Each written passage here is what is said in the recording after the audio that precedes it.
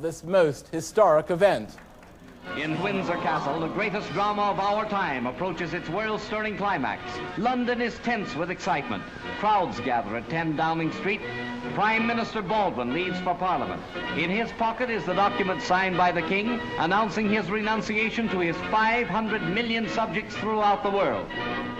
From the House of Commons comes the word that shocks the empire. King and Emperor Edward VIII prepares to publicly renounce his throne for the woman he loves. Ladies and gentlemen, we interrupt our programs at this time to present a most momentous address by Mr. David Windsor, former King Edward VIII of England. This is Windsor Castle. His Royal Highness, Prince Edward.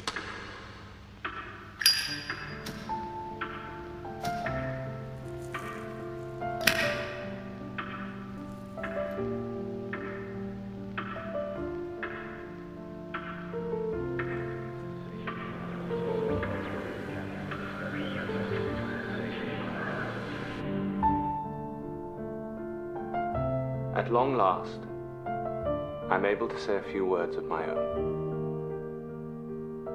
I've never wanted to withhold anything, but until now, it has not been constitutionally possible for me to speak.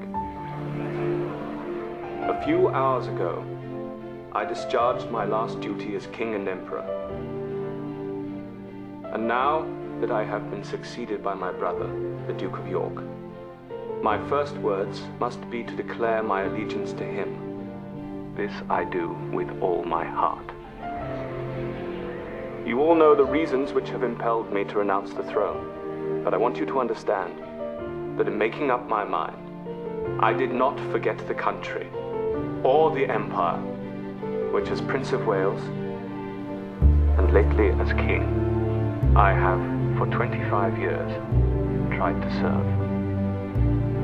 But you must believe me when I tell you that I have found it impossible to carry the heavy burden of responsibility and to discharge my duties as king without the help and support of the woman I love.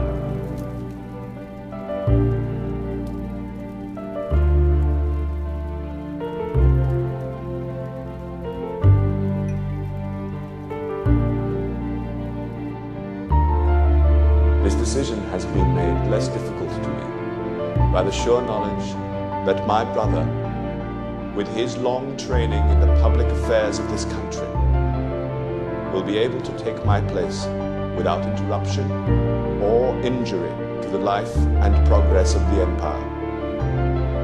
And he has one matchless blessing, enjoyed by so many of you and not bestowed on me.